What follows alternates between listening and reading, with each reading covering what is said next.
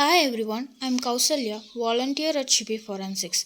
I'm going to talk about how to classify the range of shooting based on injury.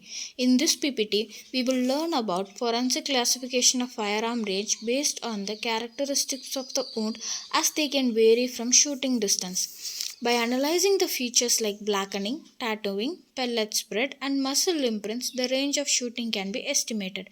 Blackening is nothing but deposition of fine soot around the wound which appear like a blackening. Tattooing is embedding of unburnt or partially burnt particles.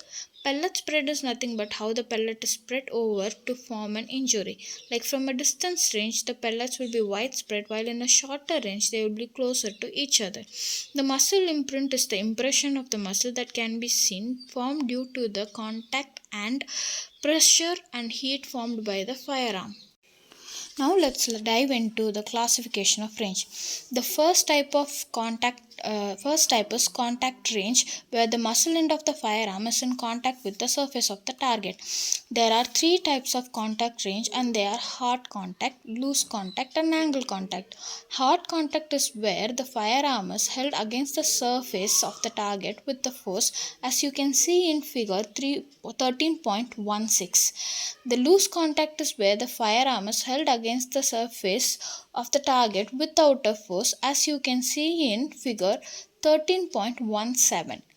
Third one is angle contact, as the firearm is held at an angle at the surface of the target with one point touching the surface, as you can see in figure 13.18. The next type is point blank range, where the shooter don't need to adjust the elevation of the firearm to fire the target. The chip range is the maximum range at which the metallic chips and residues can travel. The next type is the distance range, where only bullet effect is seen. This image explains the characteristics of the shotgun wound, which will be discussed at the later part of the presentation. First, let's look into the wound caused by the revolvers and the pistols. With them, when we make a hard contact, we can observe the muscle imprints on the target. Many a times, the muscle impressions are not recorded due to the recoil. The components of ejecta are seen inside the wound track. The back spatter of gases from the entry wound makes the margins everted. The back spatter is caused due to the vacuum created at the barrel of the firearm after shooting, which causes the blood and the tissues to backtrace into the firearm. The next type is loose contact. Here gas escape is observed and corona is observed. Corona is nothing but an unusual arrangement of soot where wound and a band of skin is observed, and then the deposit of the soot is observed, and then blackening, burning, and tattooing also are observed here. The next one is near shot injury. The victim is within the range of the powder and not in the range of the flame and soot. Hence, the wound shows inverted margins with tattooing around the wound. Magenta color microcontusions observed around the skin caused due to the embedding of minute particles. The next one is the distance range, where no blackening, no burning, and no tattooing is observed. The wound is circular and smaller in diameter compared to the projectile, as the skin is elastic. The two rings around the wound will be observed, that is abrasion ring and the grease collar. Next, we will look into the wounds from the shotgun. The contact and the near contact wound caused by the shotgun are usually round and single. The entrance wound is usually racked due to the escape of gases from the entrance wound. All the components of ejecta are present inside the wound track. The phenomenon of backspatter is observed, leading to the formation of star-shaped wound with everted margins. If the contact is tight, the imprints of the muscle is observed on the skin. The carbon monoxide release reacts with the hemoglobin and myoglobin, which make the entry wound appear pink in color and helps in differentiating between the entry and exit wound. Blackening, burning, tattooing will be absent on the surface of the skin and can be observed inside the wound track.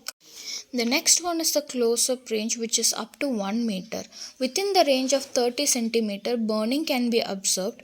The wound also shows the presence of blackening and tattooing. In a slight greater distance, the keratin of the hair gets melted and forms a globule. The direction of the fire can be determined by closely observing the wound, that is, circular wound in case of if the firearm is fired at right angle, and oval wound if it is fired at an angle, like an angle contact. Rat hole wound formed is observed at this range. The image given below shows the injuries caused by the shotgun at a different distance ranges. Next is the short range from 1 to 2 meters. A single circular aperture of 4 to 5 centimeters with regular and lacerated are seen. No blackening, no tattooing, no burning is observed on the wound. The masses of pellets are combined and caused formation of a rat hole. Wounds may vary depending on the gauge and the choke diameter. Warts may be present deep inside the wound up to 2 meters. Felt warts and plastic cups may be present in the wound track. Next is the immediate range, that is from 2 to 4 meters. The spread of the pellet is observed in case of cylindrical bore firearms and may vary from firearms with a choke or a bore modification. Individual pellet holes may be observed. The wad might strike the body below the pellet wounds beyond 2 meters. Many a time the soft lead pellets deform inside the barrel due to friction, and the deformity leaves a unique wound pattern. Next is the distance range, that is above 4 meters. At this range, the pellets enter separately. Cavitation is minimal or does not occur and contusions would be rare. A balding or welding of shots can be very clearly observed at this range. By understanding this, we can identify the range of shooting that helps in the crime scene reconstruction and also helps in accurate forensic analysis. These are the books I used to collect these informations. You can refer to this. Thank you for your time and patience. Any doubts you have, you can comment and I'll try to clarify it. Thank you.